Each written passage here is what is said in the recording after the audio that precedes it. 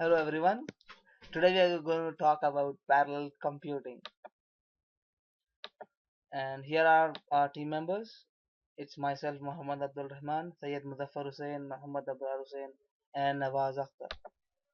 This is the brief overview of what we are going to cover today. It will have introduction, characteristics, serial computing, constraint in serial computing, why do we need to use parallel computing, the prerequisites, and the types of parallelism, classes of parallel computing, parallel programming models, Flynn's taxonomy, limits of parallel computing, its architectures, and conclusion.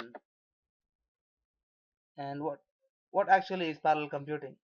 Parallel computing is nothing but a form of computation in which many calculations are carried out simultaneously, operating on the principle that large problems can often be divided into smaller ones which are solved concurrently. In this image, you would see a problem which is split into smaller ones, which is then solved by each processor. So what it does is each problem is solved separately by a processor, which is then coordinated, and the output which is generated is much quicker than what if you do in serial computing. The basic principle which is involved in parallel computing is divide and conquer. A task is divided into subtasks, and then it is solved concurrently to provide the result. The main advantage of using parallel computing is it delivers high performance computation which saves CPU resources and time. The characteristics of parallel computing. In the simplest sense, parallel computing is simultaneous use of multiple computer resources to solve a computational problem. A problem is broken into discrete parts which are solved concurrently. Each part can even be broken down into a series of instructions. Instructions from each part execute simultaneously on different processors. But we need an overall coordination mechanism to communicate and coordinate between the sub-processors. In layman's word, this is what a parallel computing looks like. Here we have a jigsaw puzzle. All these parts of the jigsaw puzzle can be considered as processors, and the image of the man you see over here can be considered as a processor. So if a processor has to process all these processes, then it would take a lot of time for him to do it, and he would be and it would be a tiring job for him. So what we do is we employ multi processors over here. Several processors perform tasks on a sub process and provide the result. And here you can see that it has been solved, and it can be solved in a smaller duration of time. On the other hand, we have serial computing, wherein a problem is broken into a discrete series of instructions. But unlike in parallel computing, it is not solved parallelly, it is solved in a sequential manner. An instruction is after one instruction is solved, then the processor goes for the next instruction. We only have a single processor in a serial computing. The best way to see an example between serial computing and parallel computing is what we can have at Subway or McDonald's. In a Subway, if we go In a subway, if two customers arrive together, the worker can handle only one customer at a time. So the other customer has to wait until the first customer is served. This is an example of a serial computing. Whereas if you go to McDonald's, then if you have two customers who entered the restaurant together, then you have multiple queues over there. The multiple queues are nothing but like a multiple processors. So they do not have to wait, or it does not follow a sequential pattern. They both can be served together parallelly. This is an example of a parallel constraint in serial computing. Physical and practical reasons are significant constraints for faster computing. The second one is transmission speed. The speed of a serial computer is dependent on how fast the data can move through the hardware. The more time it takes for the data to move through the hardware, the more computational time it will take. Economic limitations. It is expensive to make a single processor which is faster rather than making more number of moderately fast processors that can be used to achieve the same speed. It is as if you're hiring a highly skilled labor, which will cost you more than just hiring 3 to 4 low skilled labor. That will get you some. My teammate would continue for the rest of the slides. Thank you. Hello friends, this is Nawaz. So let us continue talking about parallel computing. So why do we use parallel computing? Why do you have to split the process and then process them separately? So here's the first use. Because it saves time. In theory, if we give more resources to a task, it is obvious that it will be completed in less time. Hence, if we save time, it means we are saving money. So the second point, it is very difficult to solve larger and more complex problems using serial computing. So we use parallel computing to solve these complex problems. Third, to provide concurrency. Concurrency is using computer resources to do multiple things at the same time. So parallel computing is nothing but using multiple resources of a computer at the same time and doing multiple processes and taking advantage of non-local resources. In a wide network, it can happen that resources are placed at various places in the network. So what parallel computing does, it takes those resources from various addresses and then use it for parallel computing. Make better use of underlying hardware. The computers these days have multiple processors and multiple cores, so it will be a waste of processing power if we use serial computing on these computers with multiple processors. The last is the future. During these years and the past 20 years, it is very obvious that parallel computing is the way to go, and the performance of the computers will increase if we use parallel computing rather than serial computing. Prerequisites. What are the pre-requirements for a task to be processed by parallel computing? The first requirement is the task should be able to be made into pieces that can be solved simultaneously. If the task cannot be broken, then parallel processing cannot be done over that task.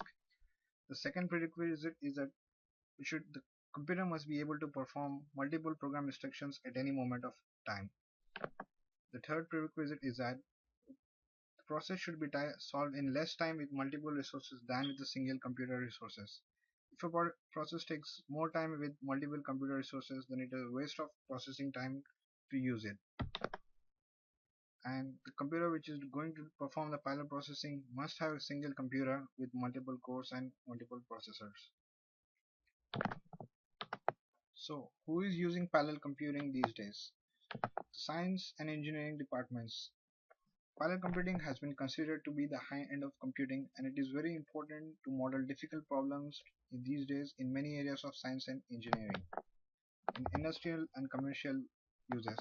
Today, commercial applications provide an equal or greater driving force in the development of faster computers. These applications have large amount of processing data that has to be computed parallelly, or else the task cannot be completed in the required time. And the global applications. Parallel computing these days is now being used in almost every application available globally. So what are the types of parallelism? There are two types of parallelism, which are bit level and instruction level. At bit level, what we do basically is we double the size of the computer word size. It is the amount of information the processor can manipulate per cycle. So increasing the word size reduces the number of instructions the processor must execute, and hence the speed of the processing is increased. At instruction level, the program is nothing but a series of instructions that has to be executed by a processor. These instructions can be reordered and combined into groups, which are then executed parallelly. So as all these instructions are regrouped and executed parallelly, it reduces time, and this is known as instruction level parallelism. Multi-stage instruction pipelines correspond to different actions the processor performs under instruction in that stage. A processor with an n-stage pipeline can have up to n different instructions at different stages of completion. So what are the classes of parallel computers? First class is the multi-core computing. In multi-core computing, a computer consists of multi-cores. So it can execute multiple processes and it can process multiple instructions per cycle. Symmetric multiprocessing. A symmetric multiprocessing has multiple identical processors that share the same memory, and they connect via a bus. But in a symmetric multiprocessing, a system cannot have more than 32 processors, or else it will be very complicated and it will be difficult to program. A distributed system. Distributed system is nothing but having multiple computers connected to a central computer, and they all perform a task parallelly, and these are very useful for very high usage, and distributed computers are very highly scalable. So let us see the parallel programming models, how the parallel programming is implemented and how the parallel processes communicate with each other. So these are the several parallel programming models which are used currently. So the first model is shared memory model. In this model, the tasks share a common address space. It is they share a common memory which is used to read and write asynchronously. So various mechanisms such as logs and semaphores are used for the control of that shared memory. From a programming perspective, it is very easy for a programmer to override using the shared memory model because the data ownership is lacking. So there is no need to specify explicitly the communication of data between the tasks. Program development can be very simplified. An important disadvantage in terms of performance is that it becomes difficult to understand and manage data locality. The second type of model is threads model. This program is a this programming model is a type of shared memory programming. Here threads are used for communication between processes. Threads are nothing but a single heavyweight process which are divided into multiple lightweight processes. So a thread work can be best described as a subroutine with main program. Any thread can execute any subroutine at the same time as other threads. So how do the threads communicate with each other? These threads communicate with each other through global memory. And to access this global memory, it requires synchronization as to make sure that multiple threads are not updating the same global address at any time. So the third model is distributed model or message passage model. Here the parallel process communicate each other through sending messages. So a set of tasks that use their own local memory during computation. Multiple tasks can reside on the same physical memory or across an arbitrary number of machines. So the multiple tasks exchange data through communication by sending and receiving messages. From a programming perspective, message passing implementations usually comprise a library of subroutines. It is the task of the programmer to determine all the parallelism.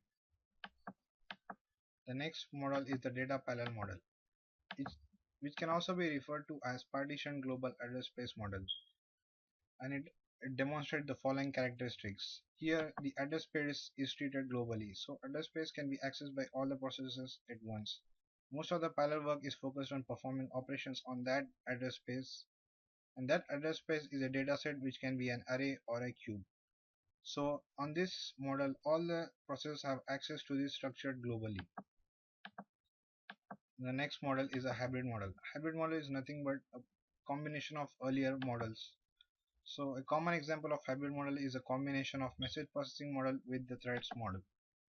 The thread here, the communication between the process is done using both threads and message processing.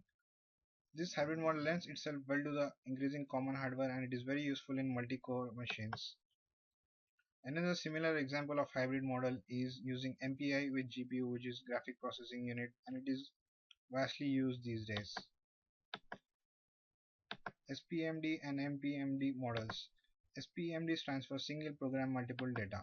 SPMD is actually a high-level programming model that can be built upon the other models which have been previously discussed. So in this programming model, there is only a single program. It is all the tasks execute only one copy of the same program, but they use multiple data. And the other model is MPMD, which stands for Multiple Program Multiple Data. Multiple Program Multiple Data is also a high-level program like SPMD, and it can be built on any other previously discussed programming models. In this model, the task execute multiple programs. It is the programs can be threads, passive messages, or data parallel, but they use multiple data. So all tasks should use different data. MPMD applications are not as common as SBMD applications, but may be better suited for certain type of problems. My friend will continue from here. Hi, my name is Muzaffar, and I'm going. My KID is K00304487, and I'm going to cover the topics: Flynn's classical taxonomy.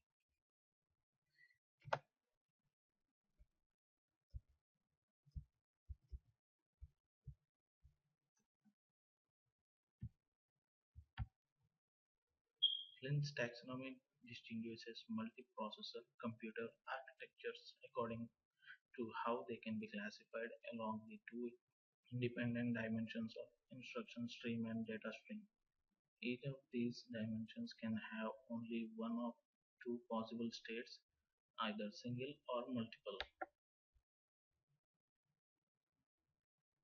Below, below is the diagram which explains about the possible classifications according to Flint.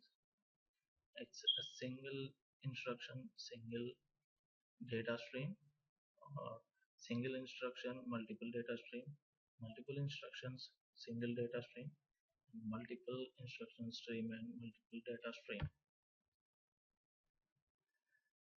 In single instruction, single data,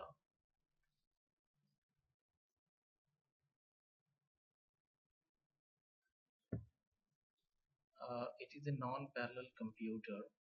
Single instruction, only one instruction stream is being acted on by the CPU during any one clock cycle. In single data, only one data stream is being used as input during any one clock cycle. That is a deterministic execution. This is the oldest type of computer. Examples comes under here is mainframes, microcomputers, workstations, and single processor core PCs. As an example, you can see when instructions are given and single data is also given. Uh, the data is loaded in a single manner. This load A is loaded and B is loaded, then the computation C is equal to A plus B is done, and the result C is stored, and then after you can see in multiple instruction single data. In multiple instruction single data, it's a type of parallel computer. Each processing in multiple instruction, each processing unit operates on the data independently via separate instruction streams. Single data stream is fed into multiple processing units. Uh, for example of this class of parallel computer have ever existed. Some conventional users might be multiple frequency filters operating on single signal streams. In the example you can see in picture the multiple instruction and single data, how is it processing.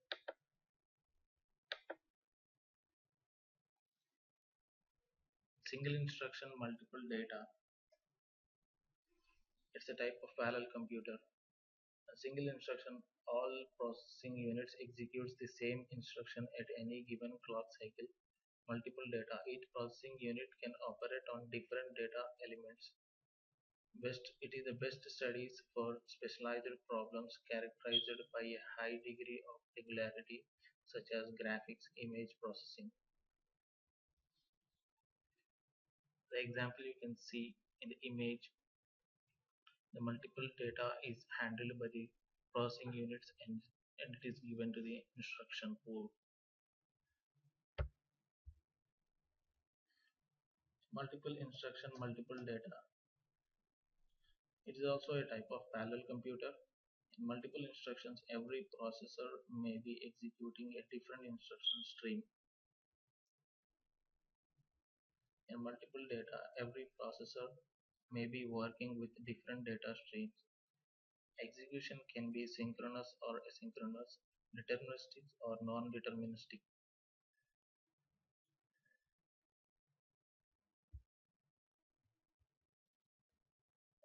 Now I'm going to explain on the parallel processing examples. That is how arrays or array processing. In parallel computation, examples are done for the array processing. Array elements are distributed so that each processor owns a portion of an array. Independent calculation of array elements ensure there is no need of communication between tasks. Distribution scheme is chosen by other criteria. After the array is distributed, each task executes the portion of loop corresponding to the data it owns.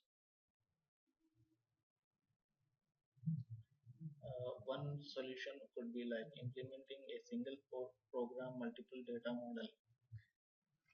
It is implemented using a single program multiple data model. Master processes initialize Master process initializes array, sends info to the worker processes and receives results. Worker processes Worker process receives info, performs its share of computations and sends result to master using the photon storage scheme, performs block distribution of the array.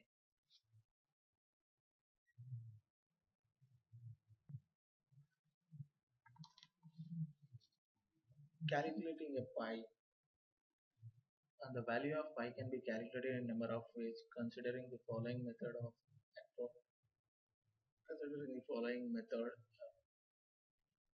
It is also can be done by single instruction multiple data.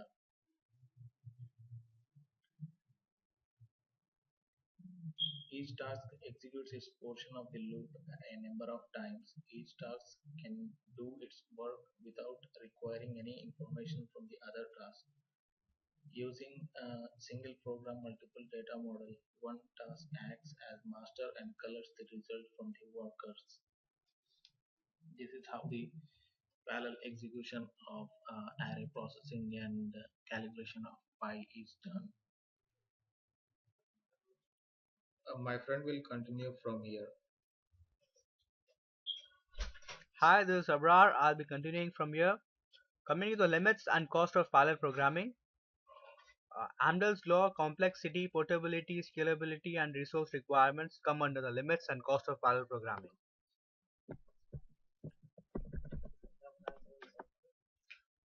Well, what is Amdahl's law? It states that the potential program speedup is defined by the fraction of code p that can be parallelized. Let small s be the speed of the program and p be the parallelizable fraction. Then the speedup is defined by small s divided by 1 minus p. Now there are three cases as you can look in the graph. If none of the code can be parallelized, that is p is equal to 0 as you can see in the graph, and the speedup is equal to 1, then there is no speedup. Now coming to the second case, if all the code is parallelized by p is equal to 1, as you can see the value of p which is 1, then the speedup is infinite. Now coming to the third case, if 50% of the code can be parallelized, maximum speed up is equal to 2, meaning the code will run twice as fast. As you can see in the graph, the speed up line, it has been increased at 50%, has been increased to twice. Well, coming to the complexity, in general, parallel applications are much more complex than corresponding serial applications, perhaps on an order of magnitude. Not only do you have multiple instruction streams executing at the same time, but you do have the data flowing between them. The cost of complexity are measured in programmer time in virtually every aspect of the software development cycle. That is design, coding, debugging, tuning, and maintenance. Well, adhering to a good software development practice is essential when working with parallel applications, especially if somebody beside you will have to work with the software.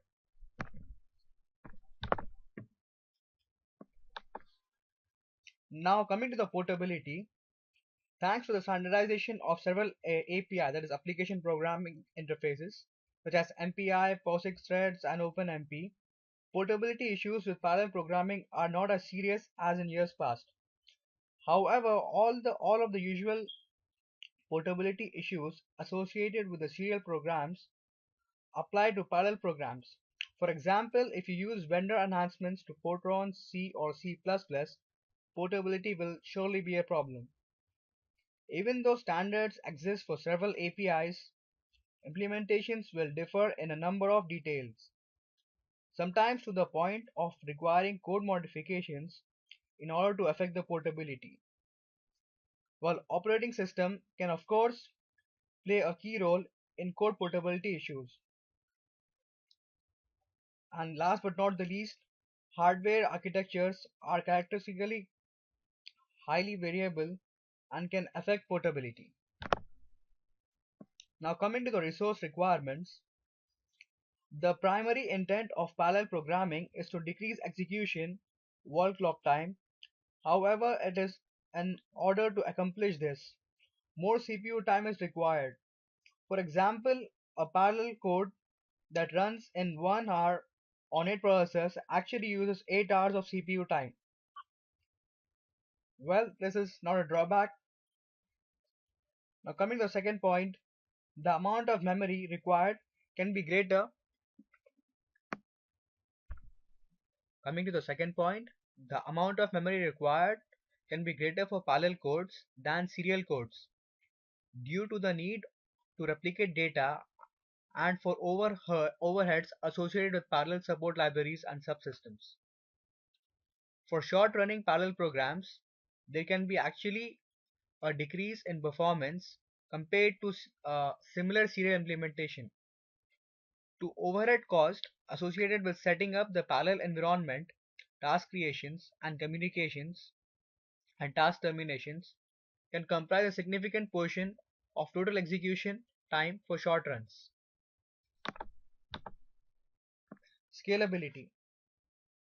There are two types of scaling based on time to solution, that is strong scaling and weak scaling. Strong scaling, it is the total problem size stays fixed as more processors are added. Now coming to the weak scaling, the problem size per processor stays fixed as more processors are added. The ability of a parallel program's performance to scale is a result of a number of interrelated factors. Simply adding more processors is rarely the answer. The algorithm may have inherent limits to scalability, but at some point, adding more resources causes performance to decrease. That's obvious. Many parallel solutions demonstrate this characteristics at same point. Hardware factors play a significant role in scalability. For example, a memory CPU bus bandwidth on an NSMP machine, communications network bandwidth, and amount of memory available on any given machine or set of machine, uh, and the last one, the processor clock speed. Parallel support libraries and subsystem software can limit scalability independent of your application. Now coming to the advantages, it's obvious that as we are applying more number of processors, it is going to save our time as well as our memory. And of course, concurrency issues are going to be there because there are number of more processors, and resource sharing will also be there, which will save up our money and it will be economical to us. And serial computing is limited.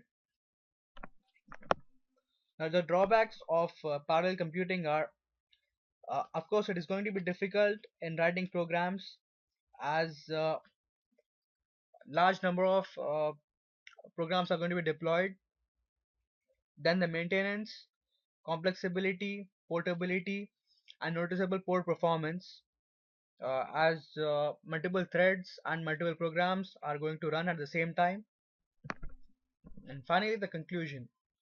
In the conclusion, what I would say is parallel computing is born out of the inability of serial computers to provide the required computing power of different computer applications today.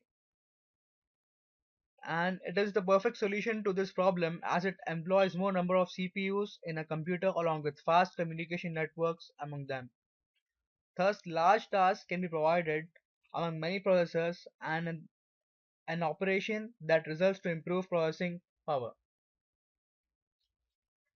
Thank you.